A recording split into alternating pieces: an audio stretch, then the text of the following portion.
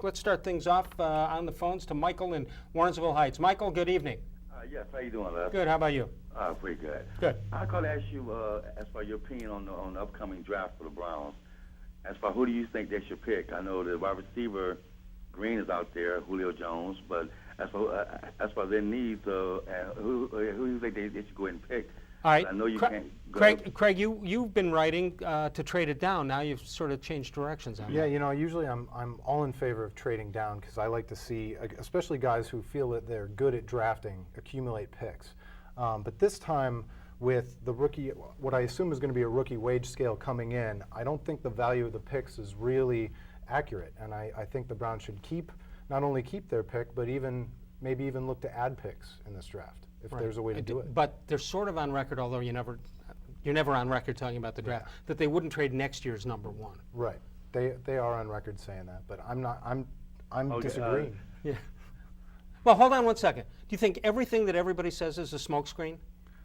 I think you have to assume so. Yeah. You know, and they say everything along the line, and there's nothing they won't say. They'll say the truth and a million false things. Right. All And then when it's time. all over and they make the picks and says, "Well, see, we were honest. We told you all this stuff. If you were smart and could read between the lines." Why do we expect honesty? Why? Now, one question: if the Well, Browns hold on trade one second, down, Michael. like you said, I sort of like, you know that they're in there and everything is wink, wink, and I sort of enjoy that to wade through that and try to figure out what they really mean.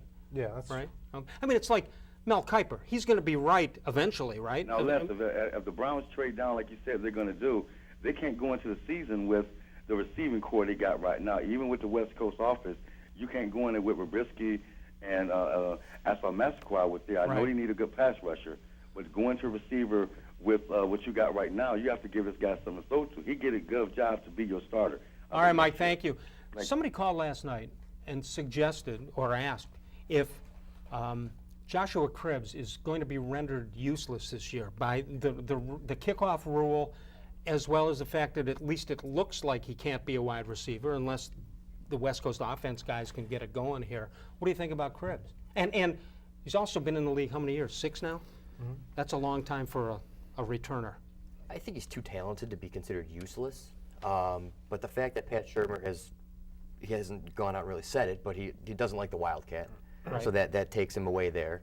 And if you really feel he can't be a wide receiver, then that kind of takes it away there. But I think he can be a wide receiver in this league. Not a top flight. He's not going to be peak career Torrey Holt by any means. But Right. I think he can be a capable receiver, especially in this short route, get him the ball in open field, let him run type of offense. Hopefully that's Which what Dabo they're couldn't gonna do last year. Right. Couldn't get it to him. Right, that way. and you have to hope with an offensive-minded head coach that they can figure that out. You say that Shermer's sort of on record as not liking the Wildcat. You would think, and I don't know the X's and O's of the West Coast. I mean, I know what you're supposed to do with it, but wouldn't you think they could find a way to get the ball to a guy like that? You would hope, and I think it's on him to do that. I think the onus is certainly on him, especially not having an offensive coordinator. There's no fall guy there. Right. Mangini had Dable, and Shermer won't have that. Let's go to Jerry in Maple Heights. Jerry, go ahead. You're on the air. How you doing, Les? Good. How about you, sir? Les, your earlier conversation about the expectations of Sizemore, that, to be honest with you, I really didn't expect him back until late, maybe in June. But I've seen, I know my age, but so I've been able to watch baseball itself and recognize it for 65 years of baseball. Grady reminds me of a throwback, a guy that plays the game for the game. Now, He's also not playing like a guy who's got a horrible knee surgery.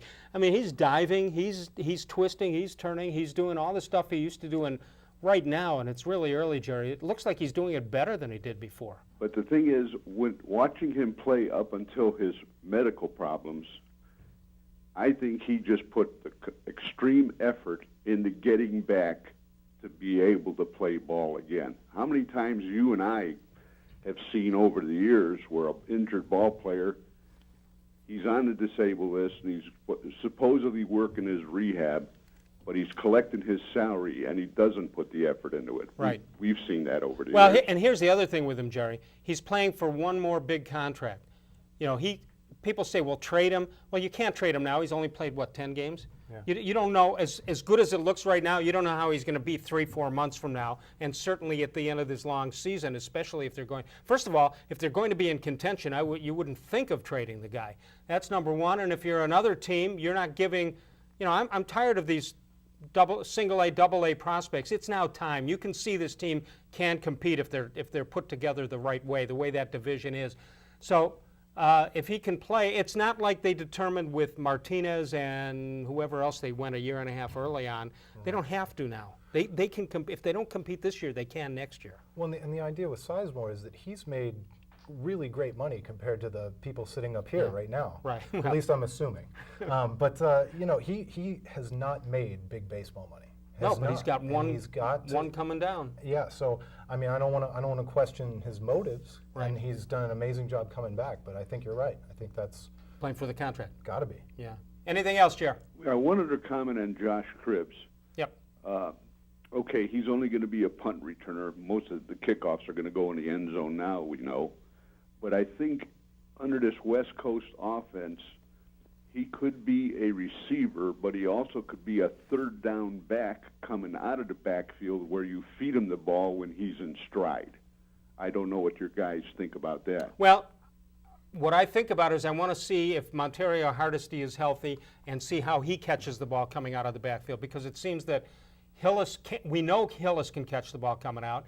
We know Vickers can't, and I'm not sure Vickers is in the plans here.